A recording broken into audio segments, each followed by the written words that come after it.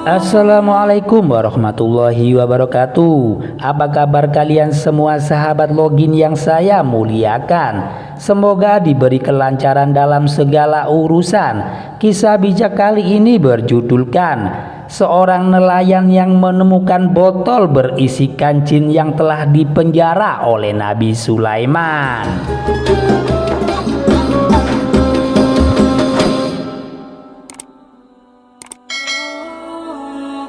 Dikisahkan pada suatu hari ada seorang nelayan yang terbiasa melaut sendirian.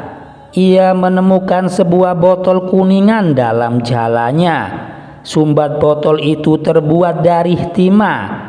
Meskipun bentuknya agak berbeda dari botol lain yang lazim yang pernah dilihatnya, nelayan itu berpikir kalau botol tersebut berisikan sesuatu yang sangat berharga. Lagi pula hari itu tangkapannya begitu jelek, paling tidak ia bisa menjual botol kuningan itu kepada pedagang kuningan. Botol itu tidak begitu besar.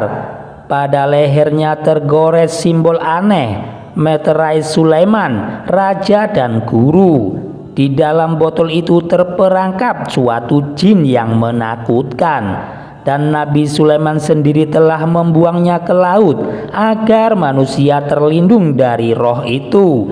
Sampai saatnya tiba ketika tampil seseorang yang bisa mengendalikannya, menempatkan jin pada tugasnya sebagaimana semestinya, yaitu melayani manusia.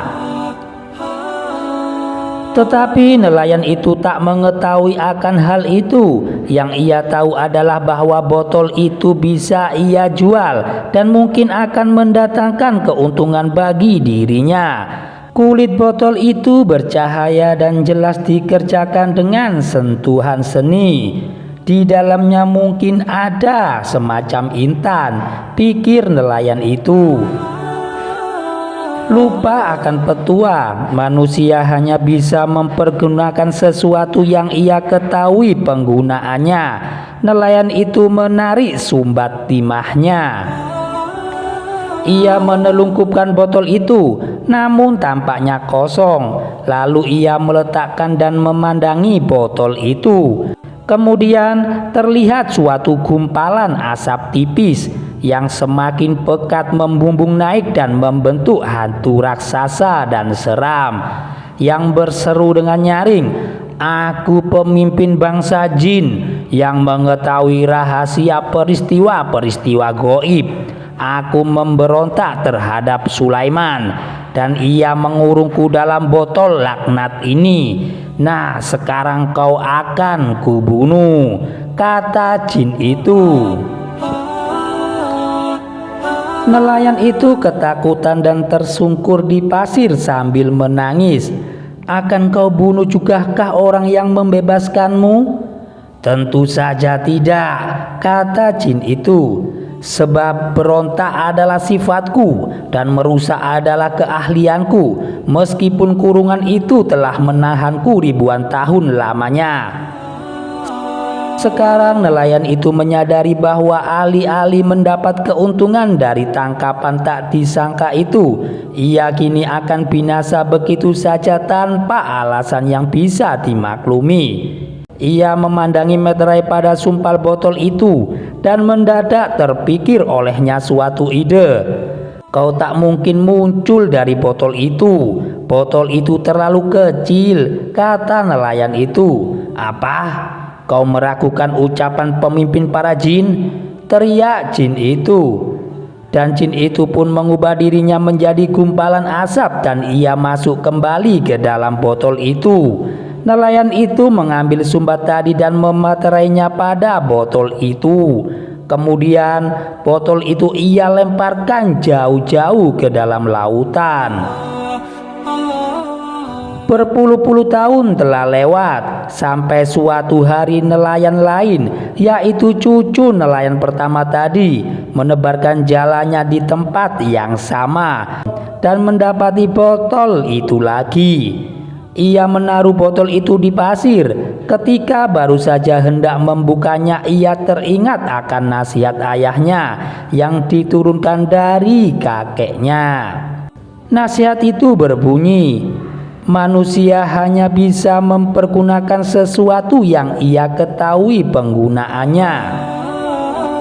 Dan tepat pada saat itu, karena guncangan pada penjara logam itu, si jin terbangun dari tidurnya dan berseru, "Wahai putra Adam, siapapun kau, buka sumbat botol ini dan bebaskan aku, sebab akulah pemimpin bangsa jin yang mengetahui rahasia peristiwa goib." Karena mengingat pesan akan leluhurnya, nelayan muda itu pun meletakkan botol itu dengan hati-hati di dalam sebuah gua. Lalu ia mendaki bukit karang yang terjal di dekat situ, mencari pondok seorang bijaksana. Ia pun menceritakan semuanya kepada orang bijaksana itu. Orang bijaksana itu berkata, "Pesan leluhurmu itu benar adanya, kau harus melakukannya sendiri. Tetapi terlebih dahulu kau harus memahami cara mempergunakannya." "Tetapi apa yang harus kulakukan?" tanya pemuda itu. "Pasti ada sesuatu yang kau rasa ingin kau lakukan," kata orang bijaksana itu. "Aku ingin membebaskan jin itu agar ia bisa memberiku pengetahuan ajaib atau mungkin gunungan emas dan lautan zamrud dan semua pemberian lain yang biasa diberikan oleh para jin," kata pemuda itu. "Harapanmu itu tidak akan terjadi," kata orang bijaksana itu, "sebab ketika jin itu dibebaskan, ia mungkin tidak akan mengabulkan keinginanmu itu, atau mungkin ia akan memberikannya, tetapi mengambilnya kembali karena kau tak punya cara untuk melindungi para jin. Belum lagi petaka yang bisa saja menimpamu ketika kau melakukan sesuatu serupa, sebab manusia hanya bisa mempergunakan sesuatu yang ia ketahui penggunaannya." "Kalau begitu, apa yang seharusnya kulakukan?" kata pemuda itu. "Mintalah jin itu sebuah contoh pemberian yang bisa ia berikan. Mintalah cara menjaga pemberian itu dan ujilah caranya. Mintalah pengetahuan, jangan barang milik, sebab milik tanpa pengetahuan adalah sia-sia. Dan itulah penyebab semua kekhawatiran kita."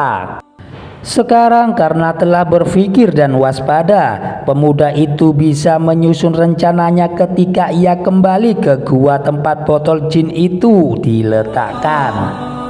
Ia pun mengetuk botol itu dan terdengar suara jin itu berkata, redam tetapi mengerikan, "Dalam nama Sulaiman yang perkasa, damai baginya, bebaskan aku wahai putra Adam," kata jin itu. "Aku tak percaya bahwa kau seperti yang kau akui dan bahwa kau memiliki kuasa seperti yang kau katakan," jawab pemuda itu. "Kau tak percaya? Tak tahukah kau bahwa aku tak bisa berbohong?" sahut jin itu. "Tidak, aku tidak percaya," kata pemuda itu. "Lalu bagaimana aku bisa meyakinkanmu? Tunjukkan padaku kekuatanmu. Bisakah kau mempergunakan kuasa tertentu melewati dinding botol?" kata pemuda itu. "Iya, aku jin itu, tetapi kekuatan ini tak cukup kuat untuk membebaskan diriku."